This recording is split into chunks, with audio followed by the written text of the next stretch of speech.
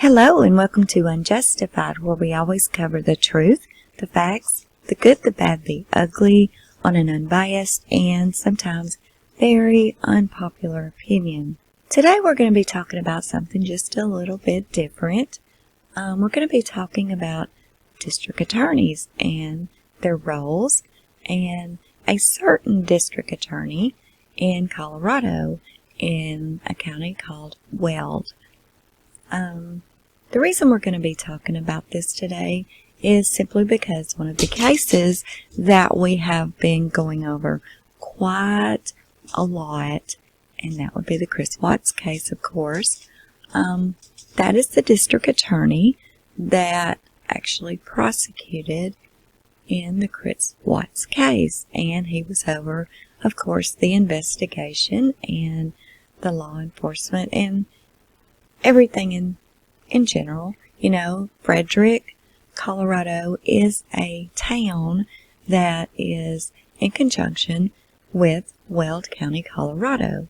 So, of course, anything from Frederick or these other little towns would be turned over to Weld, because that would be the main branch for the county and the main court procedures and such as that. So anyway, that's what we're going to be talking about today. And so let's just get right into it. And so as you see here, this is the Wikipedia page for Weld County, Colorado. And of course it tells the history and the communities, the towns, the cities, and economics and all sorts of things like that, even their politics. We're going to look at just a few of those. First thing I want us to look at is the different towns and cities that coincides with the Weld County Courthouse, the Weld County District Attorney, and the such. So let's look into which towns and cities are covered by Weld County, Colorado District Attorney, DA Michael Rourke. So here is like the economy, and it says Weld County is Colorado's leading producer of cattle, grain, sugar beets, and the richest agricultural county in the United States east of the Rocky Mountains. And it is the fourth richest overall in the nation. And, you know, their important things is milk producing, and they have half of the state's cattle. And also, Weld County is a very important area for oil and natural gas. Of course, we knew that.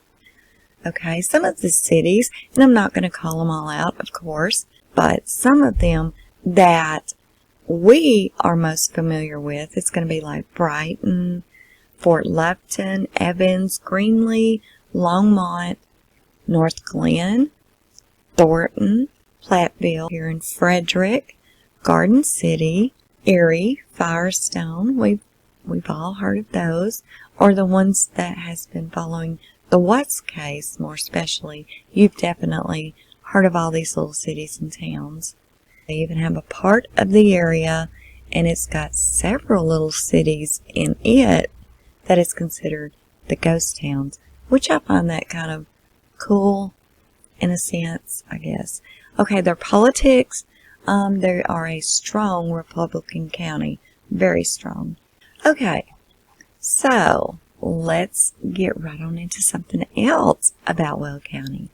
And we're just going to take a quick trip looking through some of these little areas of Weld County. Longmont, Greenlee, and Pawnee National Grassland. Now, as you see, Weld County, Colorado is really a very, very beautiful place. It really is. You see all the pretty green grass, the mountains, the beautiful skies, the lakes, the streams. It just looks like a beautiful place, really, to raise a family and to live.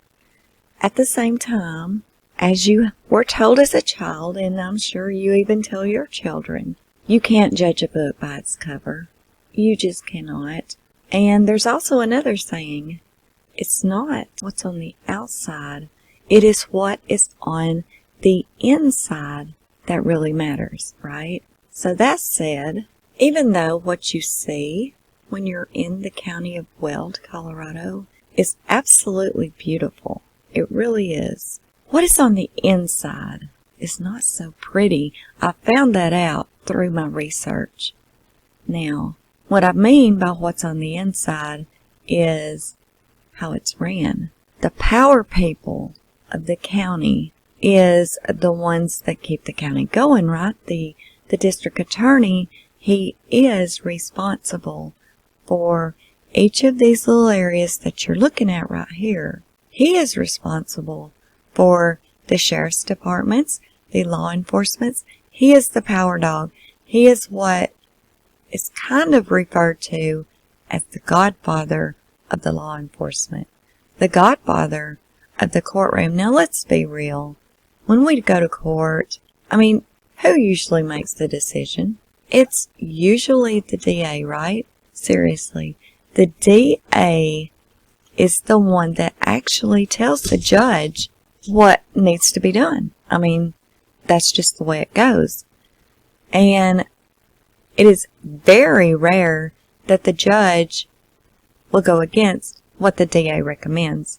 So, in a sense, the DA could even be more powerful than the judge himself, if you want to look at it that way. And it is a fact. The district attorney's name, as we've said, is Michael Rourke. So, we're going to actually look into Michael Rourke and see what his qualifications are, what his experience is, as well as what is his main objective and role at Weld County. That's very important. That is very important. And we know that he is the big dog of the police departments, of the sheriff, the officers, and all of the above. So, okay, let's get right into learning and getting to know Michael J. Rourke.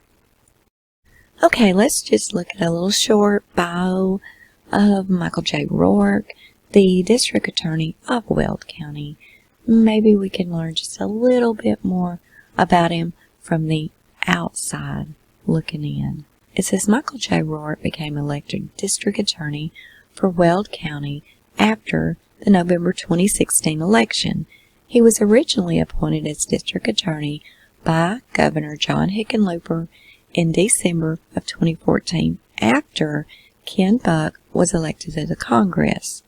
He is a veteran prosecutor, and Michael has served both the 18th and 19th judicial districts as a deputy district attorney prosecuting numerous first-degree murder, sexual assault on children, and crimes of violence cases. Michael was hired by the 18th Judicial District in 1997, and he worked there until 2004.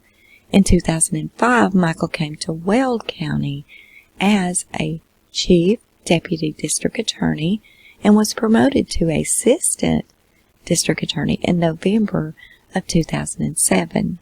He remained in that position until his appointment as district attorney.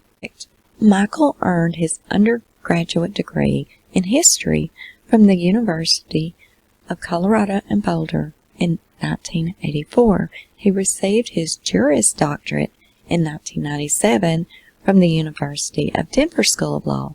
Michael has received several prestigious awards, including the 2010 Robert R.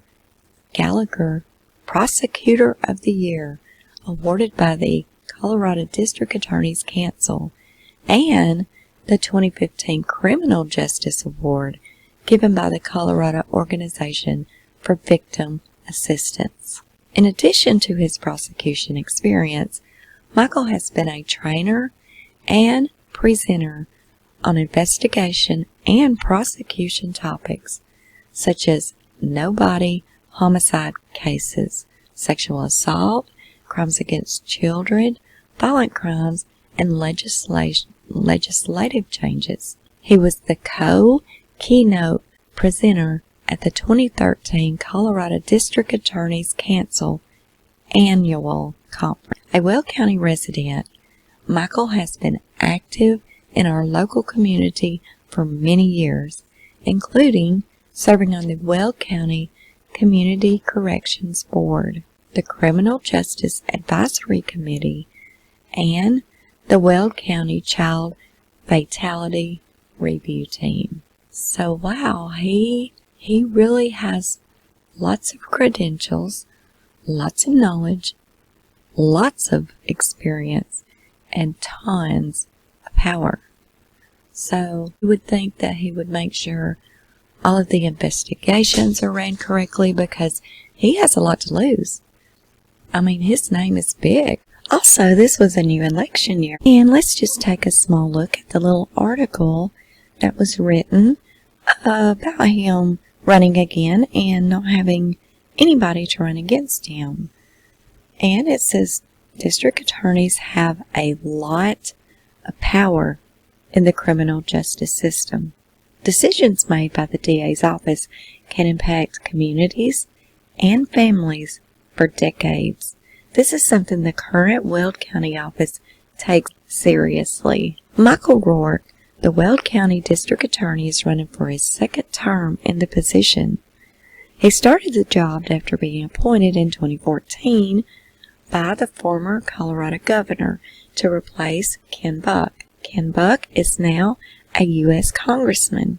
Residents elected Rourke to his full term in 2016, and in 2020 he is unopposed for this general election. Rourke is running again because being a DA is the best job in the world.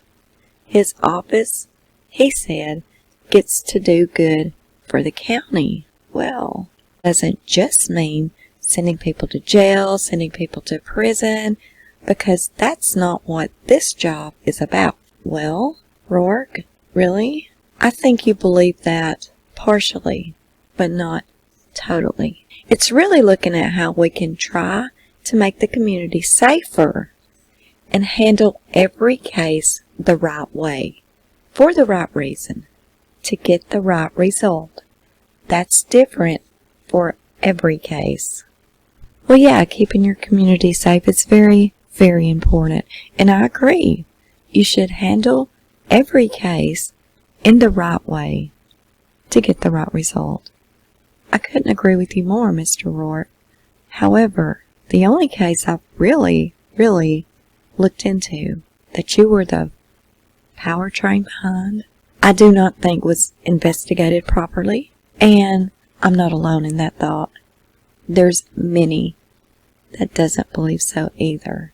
And I believe sometimes your theories, when you're in court, could actually be a little bit better if you would take the time to look at the complete and whole picture. Not just skim through the discovery. Actually listen to the interviews. Actually take time to interview people that should be interviewed. Not just random people. Important people. He says in some cases, such as crimes against children, murder, shootings, or sexual assault, prison time may be the right sentence. These are the cases that consume the most time, resources, and the public expects to be handled with the most strenuous prosecution there is. Well, I agree. I totally agree. But, as you said, those sort of cases do consume a lot of time. They should really be investigated, really looked into. All kinds of things. They shouldn't really be played out so fast, don't you think? Like within 36 hours, say, on a quadruple murder charge? Do you think that's sufficient time to stop investigations on a quadruple murder case that involved children? I don't think so. But you know, you obviously that is what you thought, and I guess you thought that would make the community safer. And you was handling it the right way for the right reason to get the right result. So, okay. The county is also working to hold people accountable if they cause traffic fatalities. Really, Weld County leads the state and automobile-related deaths. Well, it seems like road rage is a problem there, and we'll get to that in just a moment. Rourke understands, however, that jail doesn't have to be the punishment for everything. Sometimes people make mistakes, and the county offers programs, which may include community service, classes, or counseling. For the first time, low-level offenders that are not expected to be reoffended. There are other folks, juveniles sometimes, that do something stupid like steal a candy bar from a 7-Eleven or a grocery store, Rourke said. They don't need to be in the criminal justice system, so we utilize our diversion program. Diversion program for youth and adults typically include community service, classes, counseling, and a combination of activities. This program is often recommended for people who commit a low-level crime for the first time and are not expected to reoffend. Rourke said he knows the position comes with a great amount of power. Of course it does. Lots of power you have, Rourke. And he wants to use it responsibly. The DA's office does not charge someone with a crime unless there is a reasonable likelihood of conviction at a trial. So you don't even get charged there with the crime unless they know pretty much for sure at a trial you will be convicted of it. It's kind of interesting. Even though charges can be brought if there is probable cause. Yeah, there can. Probable cause is definitely a charge. There must be enough evidence that the offices believe it can prove a person committed the crime. Larger cases also go through several steps of evaluation to ensure Rourke and the other attorneys are comfortable bringing charges against a person. And let's read that one more time. Larger cases also go through several steps of evaluation to ensure that Rourke and the other attorneys are comfortable bringing charges against a person. So, Rourke gets with all the other attorneys and they talk about it before they charge anyone with anything. And at the end of the day, when it goes to court, whatever pretty much that Rourke tells the judge is what the judge will go with, right? I mean, really, we all know that's how it works. It's rare that you will have the judge go against the DA's recommendation. Very rare. He says we bend over backwards to make sure we never charge someone with a crime who is not guilty. I think a prosecutor's worst nightmare is to prosecute an individual that they think has committed a crime only to find out later that they were innocent. We never want to put an innocent person in prison. We have a lot of checks and balances to do so. So it almost sounds like he works harder to figure out ways to not put someone in prison. I mean, it's like, really, that is exactly what it sounds like to me. Is it what it sounds like to you? It's definitely not the way it is where I live. Where I live, you gotta prove yourself innocent bigger than hell. Seriously. The DA is not going to sit there and try like hell not to arrest anyone unless it's something huge. Another fun fact is in quite a many murder cases that he's had and all these big cases that he spoke of, for the majority, those ended in plea deals. He goes on to say, I live here, I'm raising my family here, and I cannot think of a more important job than the one that I have working with law enforcement to try and keep the community safe. This has been an incredible honor to serve this community, and I'm very proud of what I do. I'm very proud of my office. After this election is over, I can promise the folks of Weld County that we're going to do this again for another 4 years and hold ourselves to that high standard that we're very proud of. And a few quick facts about him. He is 48 years old, and he's, of course, a prosecuting attorney, now a district attorney. He is married with 4 kids. 4 kids, wow. And he lives in Windsor, Colorado, which, as we know, is one of the towns that is in the county of Weld. Okay, so since that he is so very proud of being so involved in the law enforcement and making sure the law enforcement does what they say they're supposed to do, and he's so interested in keeping the community safe and really doesn't want to arrest anyone. I mean, all this kinds of stuff. Well, let's just kind of take a quick gander at some facts of the inside of Weld County.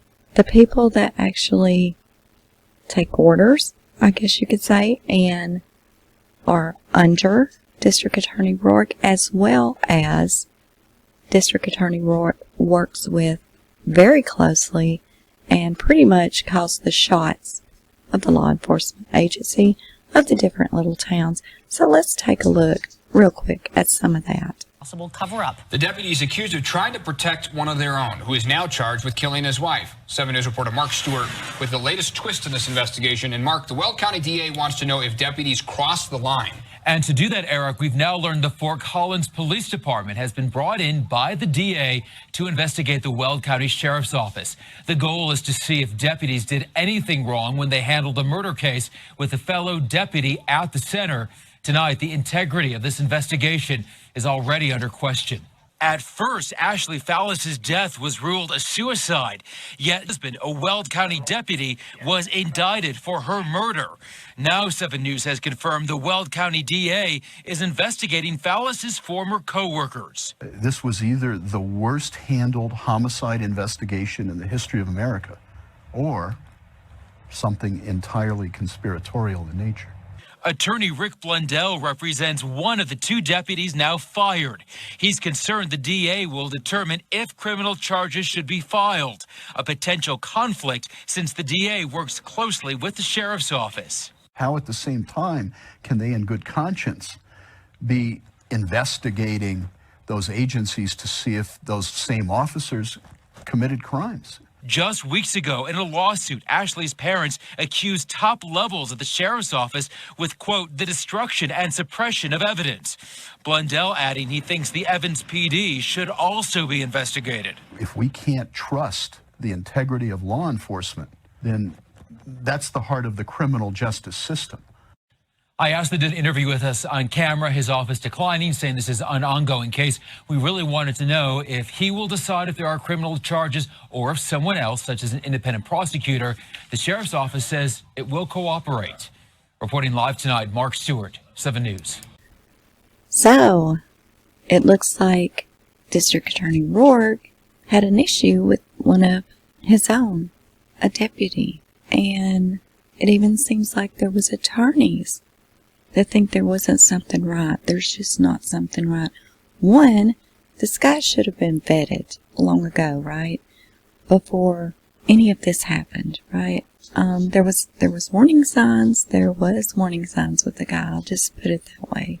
But the brothers in arms, the brothers with the badges, with the Godfather Rourke, it seemed like attorneys even thought there was a cover-up, right?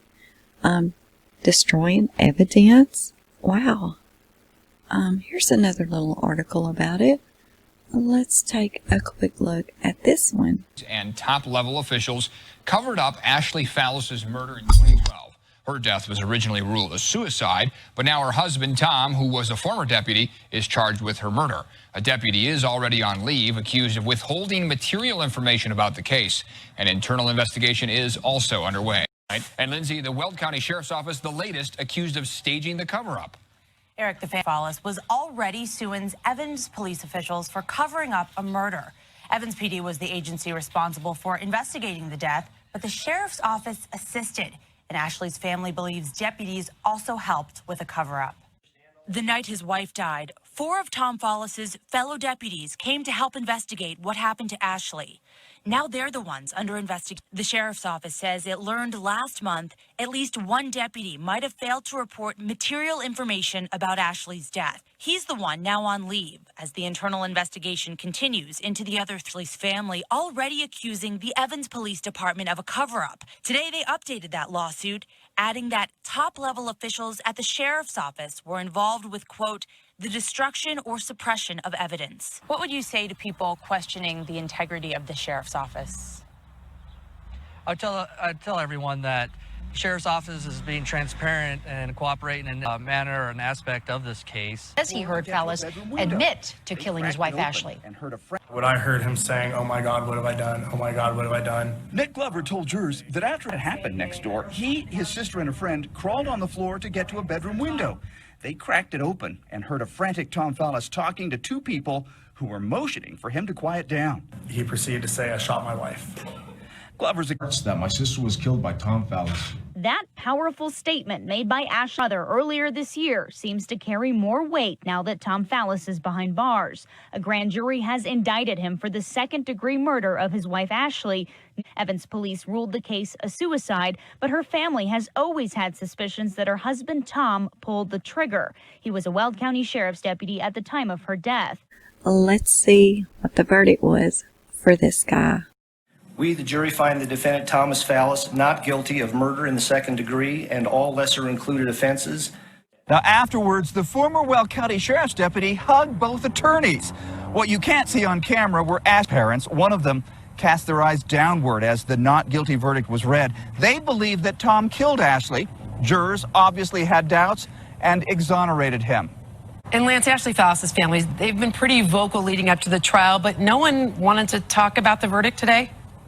We wanted to talk to Tom Fallis, to his attorneys. We wanted to talk to Ashley Fallis' parents and prosecutors, but none of them wanted to talk on camera at all. I will say this, that Tom Fallis' attorneys blame the news media for him actually being put on trial to begin with. So it's understandable why they didn't want to talk.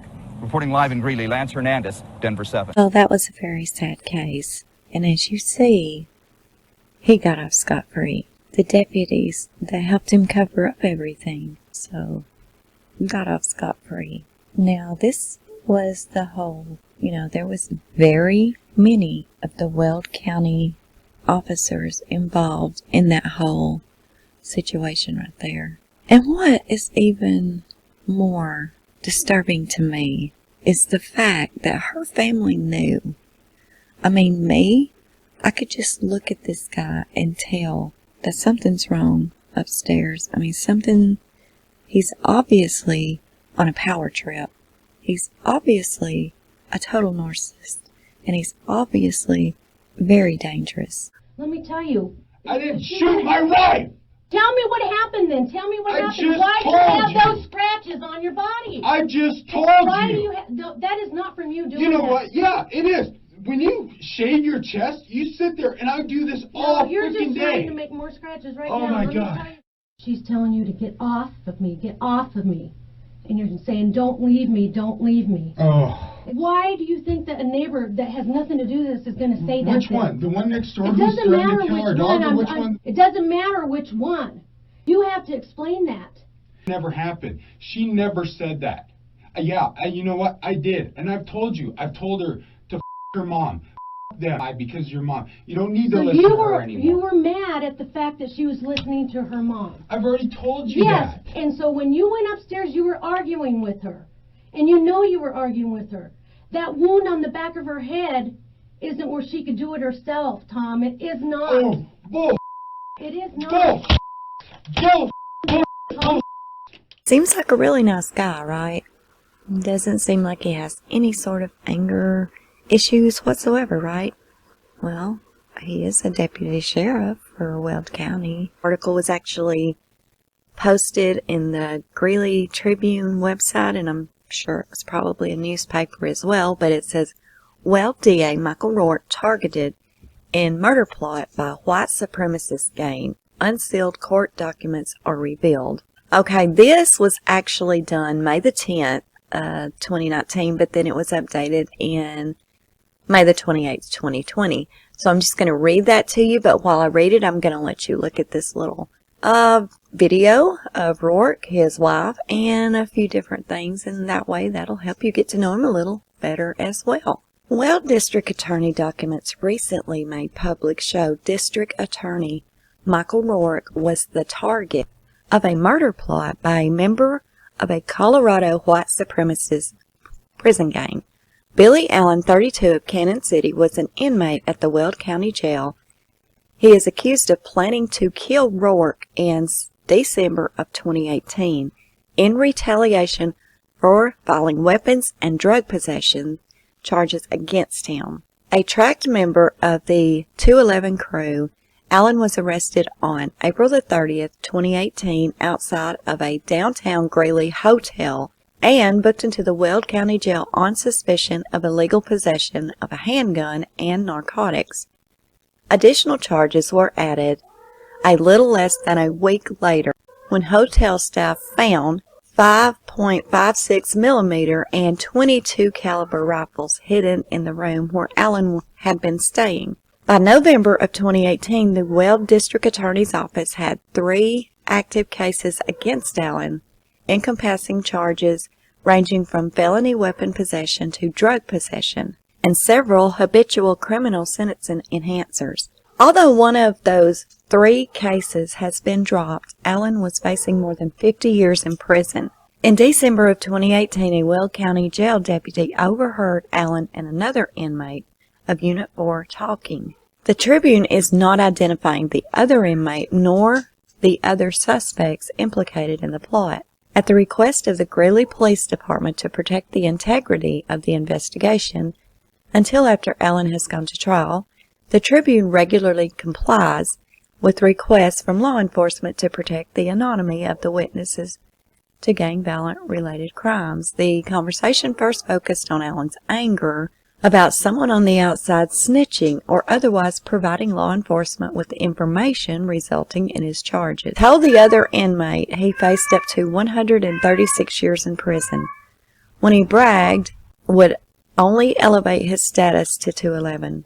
But Allen also griped about Rourke, whom he said was personally prosecuting his case. Allen told the other inmate Rourke hated him and he was overcharging his cases. Allen wanted to retaliate.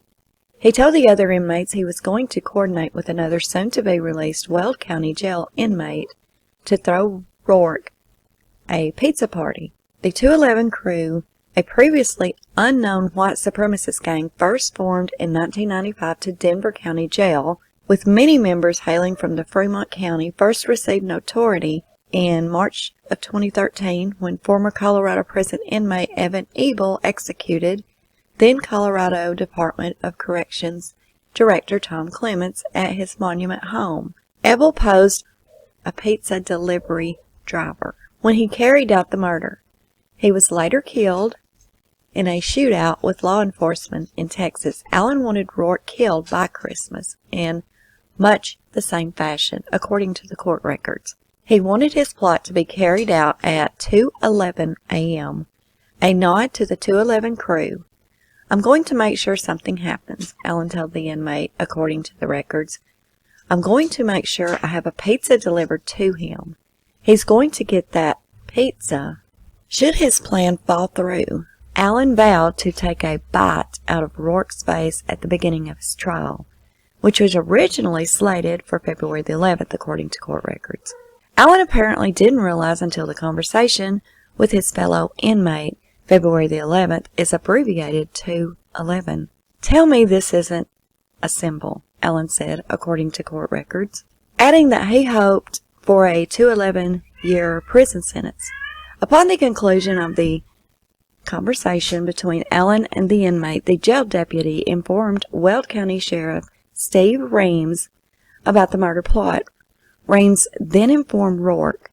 Further investigation, which included the assistance of the FBI, revealed Allen's rationale for killing Rourke was to hopefully scare other district attorneys from seeking lengthy prison sentences. In addition to his gun and drug cases, Allen was charged in the conspiracy with one account of solicitation of first-degree murder, a Class 2 felony punishable by up to 24 years in prison. Although the case will be heard in Weld District Court, Stephen Howard, Chief Judge of the Colorado's 8th Judicial District, is presiding over the case. Allen is next scheduled to appear in Weld District Court at 3 p.m. June the 18th for a review of his hearing. So, yeah, he was actually sort of put on a hit list, I guess you could say. And because of his lengthy prison sentences. But he also strives not to put people in jail. So I guess it either depends on the crime or maybe just the person. I don't know. It happens. It does happen sometimes. They will want to make an example out of someone, or it just does happen. I know you saw this happen on yourself, where one person will get like an extreme charge over another person that done the exact same thing. So it does happen. But anyway, now let's get right into some of this other. Rourke wants to keep his officers vetted, make sure they all stay in line and do what they should as respectable deputies and sheriff's officers and law enforcement. So let's just watch this random guy while he is sitting in the interrogation room. Just seconds later in this interview room. Stop. And this is how Sheriff Steve Reams is responding tonight in this message posted to YouTube. It was shocking to me when I learned of it, and it was shocking to much of my staff. Sheriff Reams says an internal investigation was immediately opened after the punch slammed the suspect's face into a table back on October 18th. We're told the suspect was being held for Loveland police on suspicion of criminal activity when he refused to follow verbal commands and resisted the deputies. Put your wrist in here right now. Either put it in here or I'll put it in there for you. That's what happened just before the punch. And here's what happened just after it. We were asking you to do something, and you weren't doing it. Yeah, you hit me. It's called pain compliance. Pain compliance? Pain compliance is a thing. Look it up. But Sheriff Reams doesn't appear to agree with that. A crime occurred where a deputy struck the suspect in the back of the head while the other two parties never intervened in the incident. Now, all three deputies are off the force. The one who threw the punch, which is not an approved technique, is Paul Saunders, who'd been with the department for just 4 months, was in training, and was fired. The other two were 15-year veterans. Deputy Todd Deutsch quit, and Sergeant Scott Holman, who won the Deputy of the Year award back in 2015, was fired. All because of this punch that was caught on camera. Seems like he really has it under control. His officers, even his sheriff, his sheriff seems to be pretty involved in a lot of things as well. So yeah, let's just look at a couple of more things that I just happened to find doing my Weld County Community Safety and Sheriff's Department and the powerhouses of Weld County. So let's look at one more. Inmate's death at the Weld County Jail. The coroner has identified Marie Schuler. She's from Fort Lupton. She died in her jail cell, hadn't even been booked yet. Weld County officials say they are still looking into what exactly happened. And I looked into that a little more as well, and I still can't find out why she died. I don't know. But anyway, let's look at another one. At where it's all happening, a pursuit after shots fired ended in the town of Evans, just south of Greeley, near the intersection of Marigold and 37th Street there. Denver 7's Eric Lufer is live this morning. And Eric, when you show us this officer's cruiser, it is really a miracle that that officer is expected to be okay. Oh, yeah, several bullet holes in the windshield in one of the Greeley squad cars. So what happened was the suspects eventually got out of that white pickup that was involved in that initial call up in Greeley last night around 9:30. When it ended here, they got out. There was a shootout and a Greeley officer was shot, but so was one of the suspects. A second suspect, we're being told by police, ran into his home, barricaded himself inside. SWAT teams eventually surrounded this suspect's home. A round was fired inside that house, and when SWAT teams went in to make contact with the suspect, he was found dead. Well, it kind of seems that, maybe it was a random drive-by, or maybe there was some bad blood there. It didn't look like a random drive-by to me, really. I mean, there was a lot of bullet holes, and most of the time, that would be considered overkill if it was just a random drive-by. So, who knows, but yeah. Again, more about the police department of Weld. And we all know how big the oil industry is in Weld County as well. Just wanted to get home. It's been like home since the beginning. He was burned and nearly killed in a fire at an oil and gas site. The right hand I can move a lot better than the left. Tonight, after spending more than a month in a coma, he's awake and now speaking from his hospital bed. Thanks everybody for the support and all the prayer, and I appreciate it if I can. 23-year-old Dylan Dreer strolls the halls at the Northern Colorado Rehab Hospital, very aware he's a medical miracle. I just wanted to get home. Yeah, I heard it. It's been like home since the beginning. In October, Dylan had been working as a laborer for Element Services in Greeley. An oil battery explosion near Briggsdale left him with burns over 65% of his body. I just taken off the bolts, been saying that Flight for Life was on their way. He spoke to us from the hospital, his speech accented by the right hand I can move a lot better than the left. After 5 weeks in a coma, Dr. Lindsay Dieter selected him in Colorado to undergo a revolutionary treatment for burn victims. It's called ReCell, skin graft from the burn patient. So it seems that there is problems quite often with the oil batteries and the explosions and homes being destroyed, people being killed. So yeah, the oil business is really big and dangerous in Colorado, Weld County. ACLU and the Denver civil rights attorneys together have filed a class action lawsuit against the sheriff's department in Weld County. They are claiming physical distancing is not being followed at the county jail. Copter 4 flew over that facility outside of Greeley. It says specifically in this lawsuit that Sheriff Steve Reams is not complying with public health guidelines. There are reports of an outbreak at the jail with inmates and deputies testing positive. It is the 6th most populated jail in Colorado. The sheriff's office has not responded to that lawsuit. There's even more horrendous things about Weld County. Just makes you sick. The body of a 13-month-old baby boy could be somewhere in this Weld County garbage dump. And it was a man arguing with a woman over here, and he asked where the baby was, and she said, I don't know. I mean, we can all tell ourselves, hey, we hear of these kind of things happening a lot, It's sad, they're unfortunate, but they do happen. Well, does it really happen that much in one county? Like the county I live in, yeah. I mean, we have crime and we have this, but come on now. That's a lot. That tells you something is pretty jacked up in Weld County, Colorado, when you've got this much and so much of it.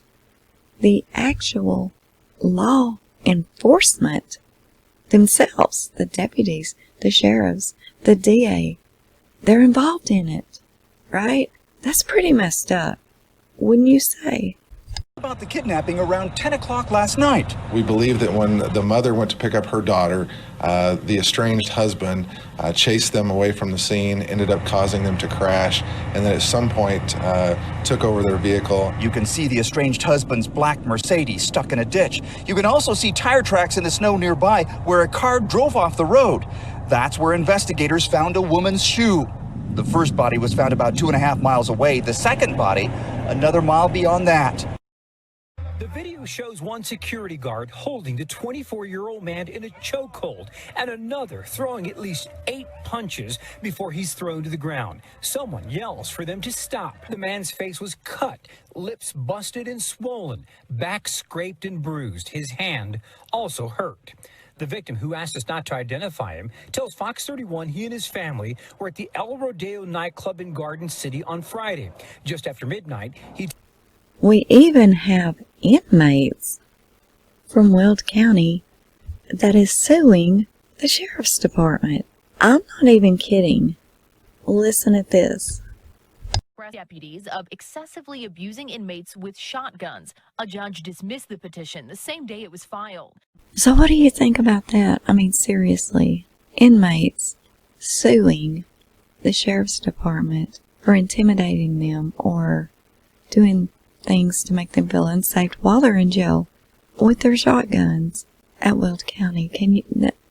That doesn't happen here. That's craziness. And it seems they also let a lot of people out because of the coronavirus from Weld County, and that proved not to be such a good idea. Strangulation case. Court documents obtained by CBS 4 show he had been released from jail early amid COVID-19 concerns. Christopher is on the run from law enforcement. Vecchiarelli was jailed in February for a DUI and child abuse conviction, sentenced to 2 years with a mandatory 60-day stay. In a statement to a judge supporting a lawsuit by the ACLU, he accused Sheriff Steve Reams of doing absolutely nothing to protect inmates from the spread of the coronavirus. His defense told Judge Michelle Lynn Meyer she had, quote, a moral responsibility and duty to reconsider the sentence, citing the risks of lethality of COVID-19. The district attorney's office granted the release in part, citing COVID-19's impacts on the work release program. Weeks later, the assault allegedly occurred. And remember Rourke talking about keeping the community safe and making sure that his law enforcement does everything to do that. Well, let's see how that worked out. Off duty at the time, as well as another driver, got into some sort of road rage incident, and you can see the damage to the other driver's pickup truck. The person inside died on the scene. Alt police officer Blair Jackson, who was in his personal car, now faces charges of second-degree homicide and reckless driving. Who's accused of killing another driver in a case of road rage. This is Blair Jackson from several years ago when he worked for Fort Collins Police. Denver 7's Jennifer Kowaleski has been working this story all day, and Jen, you just learned the name of the victim. And 39-year-old Esteban Moreno Jr. was killed in this deadly road rage crash. Now, it happened at the tail end of rush hour just before 6 p.m. out here on Highway 85 north of Platteville, where police are still trying to piece together what went so tragically wrong. I think all over this area, we see road rage incidents. These images from the crash tell quite a story after a road rage incident turns deadly. Seeing something to go this extreme is out of the ordinary. You can see the skid marks and mangled pickup.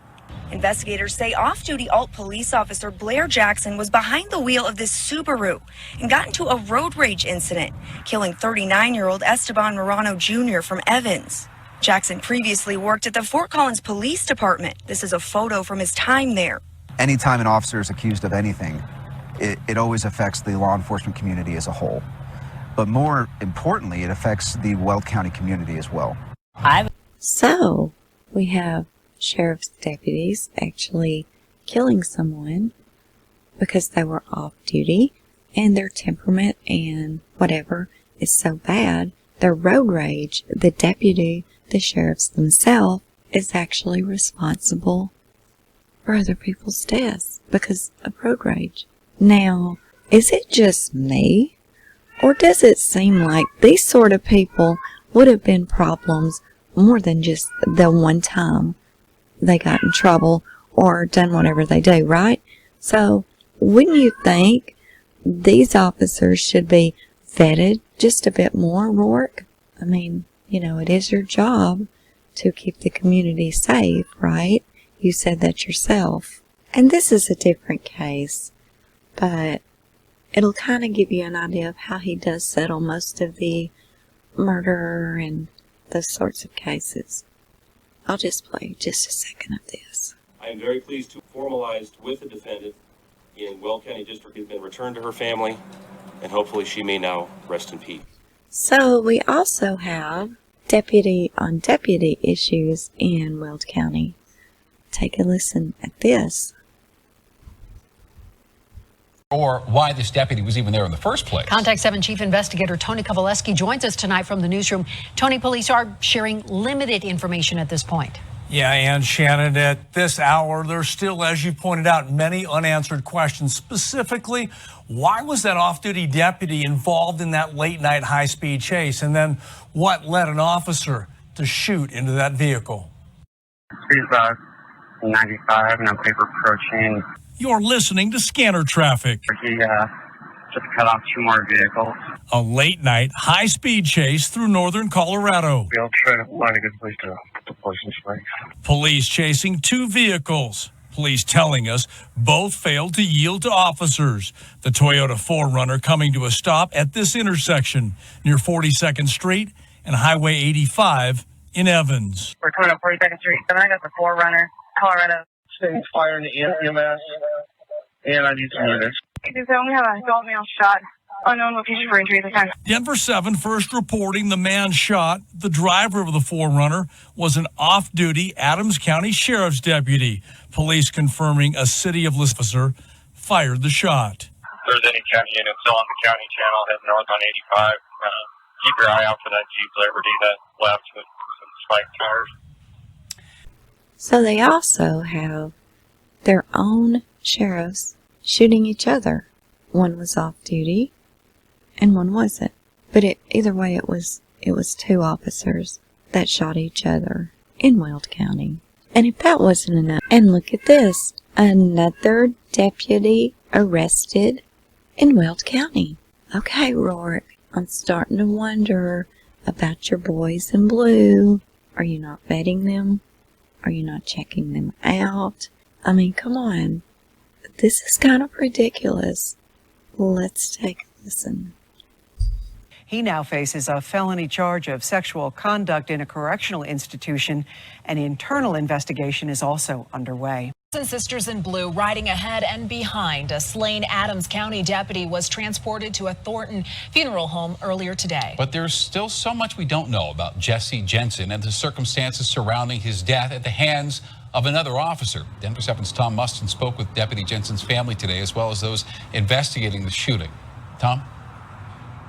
Well, Shannon, the body arrived here about an hour ago, escorted by about a dozen vehicles from the Adams County Sheriff's Office and several family members. A lot of those family members are still inside right now. They tell me it's a very emotional scene in there right now. But the question as to what exactly happened on the night the deputy died still remains. I was just shocked. Elizabeth. And it seems there may be a problem with the inmates as well. Marshall Zellinger live in Greeley where it all happened. Marshall, you're asking how the inmate could grab a gun and just take off. I found out that when deputies tonight would not say if this inmate was cuffed, when he stole a gun, ran out of the hospital, came across the street here, went into a house, and briefly took a hostage. Wow, so if he was cuffed and shackled, then how could he have managed to taken the officer's gun away from him and take off running that fast, go across the road, run into somebody's house, and take that person for hostage? What happened there? Did the officer not cuff and shackle him? Was the officer not doing his job? Who knows? Home, according to investigator Sanchez, quote, failed to follow commands and submit to arrest. Officers discharged their weapons, end quote. Sanchez was declared dead on scene. It sure seems like the officers and sheriffs have a thing about their guns. They like to pull them a lot, even on each other, even on the inmates. I don't know. It just seems like there may be a problem there, Rourke. It even seems like y'all have trouble at the Walmart. But wait a minute. Nobody was arrested? At each other. Investigators found 20 shell casings. The bullets hit at least 2 cars, including one with the driver inside. The charges included reckless endangerment, and Greeley police say the men were never jailed because of COVID-19 restrictions at the Weld County Jail. The charges were not severe enough, so the men were released. Now, that was just some of the things I went through. The video still got way, way longer than I wanted, but you know, it is important. So, Rourke, if you're watching this, I just have a few questions. You know, I'm just from a small town in Alabama, and our county, though, it is rather large when you put the county combined. We have very many cities and towns and outskirts and things like that as well. But my thing is it sure seems to me like, even though the county's beautiful at first glance, just like many things are, but when you look deeper into the powerhouses of things, sometimes, every once in a while, you'll start seeing things that's not so pretty. And it does seem like a select few are very tight. And those that are very tight, it does seem like that they seem to dodge the bullet, for lack of better terms. Your deputy that not guilty, totally acquitted, free to go, no problem, even after he completely chastised the detective that was interrogating him. You have sheriffs shooting each other, children found in landfills, sheriffs committing road rage and causing innocent citizens death, sheriffs shooting people because they didn't obey commands, inmates escaping. I see a problem there. And maybe it's just me, but I see a big problem. And then you say you don't want to really arrest anyone unless you know for certain that they will be convicted if it goes to trial. But yet you want to keep your community super safe. But yet people can have literal shootouts at Walmart, shooting into cars, even where children is out in the parking lot. But they don't go to jail because of COVID, because you didn't think their crime was bad enough for them to be arrested. Now come on. Seriously, what is bad enough in your opinion to be arrested? Murder, of course. But that is murder only if you feel 100% certain that you can get a conviction out of it. Is that right? I mean, because that is what you said. And if there's any kind of reasonable doubt and you don't think you can get a conviction, what do? You just don't fool with arresting them. You give them therapy and maybe a little community service. There's so much. We actually got pretty familiar with you from this next and final little clip I'm going to play for my subscribers. A lot of them probably haven't saw this little clip of you. Some of them may have, but some of them may not. So I'm going to play it anyway, and then I'm going to end this video because it's gotten way too long. But believe me, I could make a damn series on the things that I have found. But anyway, I'm going to play this final clip and end this video, and we'll just see what others think. If they think like me, and they seem to think through all the beauty, looking deep inside, seems like there might be a problem in Weld County with the powerhouses, with the law enforcement, and with the judicial system, the investigations, and I can go on and on. Okay, let's watch our final clip. Didn't think he would take that deal. We also learned much more about what prosecutors believe happened that night. You answered a lot of questions today, but we still don't know the question of why. How did this happen? How do you answer that question when you're the person who knows more than anybody? I don't think I can answer that question, and that's what I really wanted to emphasize to Judge Kopkow. The inexplicable nature of what he did is you can't understand it. I didn't see a shred of remorse today. I didn't when he pled guilty on November 6th. I never did during the course of any of this investigation, any of the interviews with him. I think that he shed a tear for himself. I think he thought he was going to get away with it. Was justice served here today? I think justice was served in the best way we can in Colorado right now. You mentioned in court that Sheehan didn't have any defensive wounds. What does that mean? What was odd or striking to me was, I think if somebody came up and put their hands around somebody's neck, the first thing a victim's going to do is grab onto the hands or the arms and try to pull them away or bite or whatever. to try and get that person's hands off of their throat. There wasn't anything like that in Shanann. And so that obviously caused us to think, was she sleeping? His statement to investigators was, they were very clearly, obviously dead, so I decided to dispose of their bodies. You didn't call 911. You didn't try CPR. You didn't even check on them to see if they were breathing. When you hear that, you're thinking, this just doesn't add up.